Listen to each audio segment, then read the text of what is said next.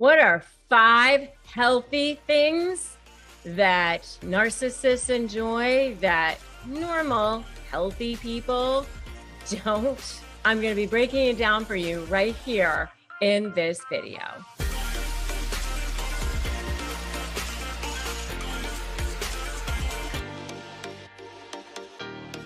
Hey there, I'm Rebecca Zung. I am an attorney. I am a narcissist negotiation expert. And on this channel and in these videos, I break down for you exactly what you need to do to shift the dynamic, shift that balance of power so that you feel in control when you are dealing with toxic people in your life, whether it's in your personal life, in your career, in your divorce, wherever it is. If you want to finally get out from feeling like you're constantly on the defensive and finally feel like you are on the offensive, then I invite you to subscribe to this channel and hit that notification bell so that you can get access to thousands and thousands of hours every time I upload brand new content here. Okay, so let's talk about the 5 things that narcissists actually enjoy. Like, they're so sick that normal people, healthy people, they don't enjoy. In order to understand this, you have to understand one thing. Normal, healthy people are motivated by lots and lots of different things. You know, we can be motivated and incentivized by, geez, we have a love for our children, or we want to help homeless people, or we want to do a good job at our work, or we want to make money. There may be a variety of things that we want to do. We can be motivated and incentivized by a lot of different things in our lives at the same time. Narcissists are motivated by one thing and one thing only. They are motivated by narcissistic supply, and that's it. It's like if you think about a person who is drowning, at that time, they're only going to be motivated by one thing. They're going to be motivated by, I need air. I need to be able to breathe. I need to get out of this pool or whatever it is. And that's kind of how they feel in a sense. It's constant survival for them. And so that's why, in a way, they can't think about anybody else but themselves. And that's why they kind of feel like they have to push other people down, because it's like, oh, let me step on somebody else's head in order to get out of this pool so that I can survive. And you kind of have to think of it sort of like that in a way, because somehow many, many years ago, when they were children, they were traumatized, or something happened to them that made them believe that in order for them to survive, other people can't. And so they need this narcissistic supply. They have no inner sense of value.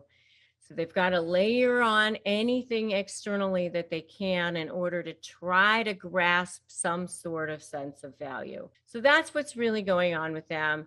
And there are some hierarchies of narcissistic supply. And that's how we do create that leverage. I mean, there's how they look. And then there's that, what I call the dark underbelly of narcissistic supply, which is devaluing people and making them squirm and all those sorts of things. So what narcissists do enjoy that other people don't necessarily enjoy is, you know, kind of like that hidden dark underbelly side, because that hierarchy, that higher side of narcissistic supply, one that's in view of the world, other people do, you know, probably enjoy, which is, you know, the adulation, looking good. Of course, everybody wants to look good. Everybody enjoys getting compliments. Everybody enjoys nice things in life, you know, so that hierarchy, that high side, that the side that's exposed to the world, is probably Everybody probably enjoys those things. It's nice to have a nice home. It's nice to, but they need that stuff. They need it to breathe. It's, supply is it's their food, it's their oxygen, it's their lifeblood.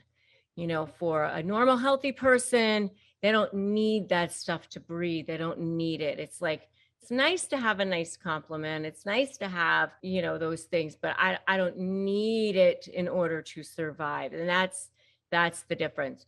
So things that they enjoy that normal people don't is, number one, watching you squirm, and that's why the negotiations never end, because they enjoy watching you squirm. They enjoy that process of watching you be intimidated. They like that. So that's number one. Number two is gaining that power over you, being better than you, seeing you be hurt. They like that. They like that pushing you down, watching the flying monkeys line up on your side and making you feel small. They like that because they feel small. So they want to try to make you feel small. They enjoy that. Oh, let me create an event and everybody's going to be invited and you're not. They like that. I mean, that's a horrible thing. Normal people would never want to do that, would never want to hurt somebody else. When I was dealing with narcissists in my life, I remember how many times out of my mouth did I say, oh my God, I would never do that. I would never even think of doing something like that.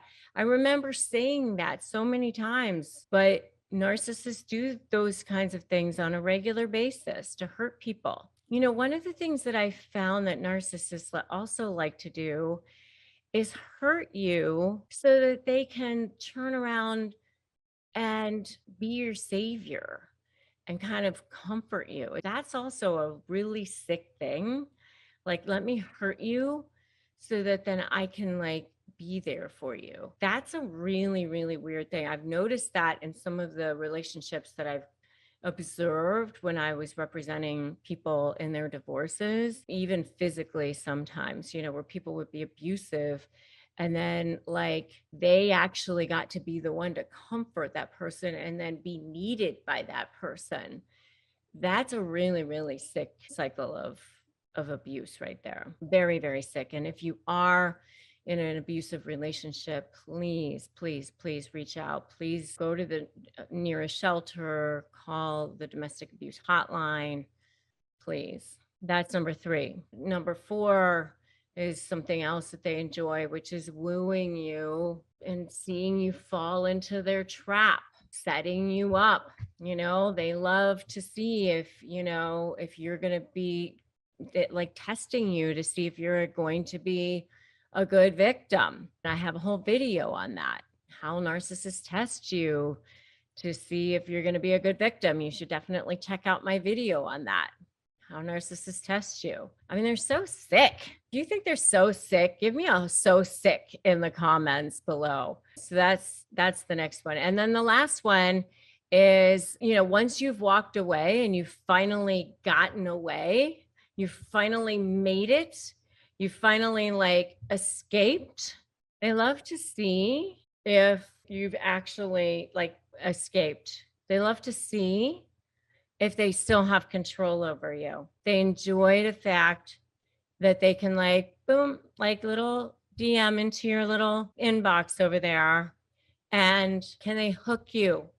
Can they bait you back? Do they still have control over you? Can they get you to come back into the lair? Oh, by the way, heard our song. Did you see this? Or, oh, you look good. Whatever, to see if you're still going to be a form of supply for them. So they enjoy having control over you. They enjoy having power over you. They enjoy having you be a source of supply for them. That's the bottom line. That's something that narcissists enjoy that normal, healthy people don't. They enjoy all of those things. And it's super sick, but they're not mentally healthy people. And that's the bottom line. And so if you're negotiating with them, you can't think of them as mentally healthy people, and you can't interact with them in that way. You have to come at them and come to the negotiation from a different perspective. How you do that is you start with my free Crush My Negotiation prep worksheet at winmynegotiation.com. Free ebook, 15 pages. You definitely do not want to walk into your negotiation without that. So go grab it right now and join my free private Facebook group, Narcissist Negotiators. And make sure you like this video, give it a like, give it a share, drop me that comment, right? So sick. And make sure you subscribe to this channel. Subscribe, hit that notification bell. I'm the only lawyer that really seriously gives free resources, hours and hours of content on exactly how to negotiate with a narcissist in a powerful way. I'm Rebecca Zung. I'm so glad that you stopped by this channel. And remember, today's a great day to start negotiating your best life. And I will definitely see you in the next video.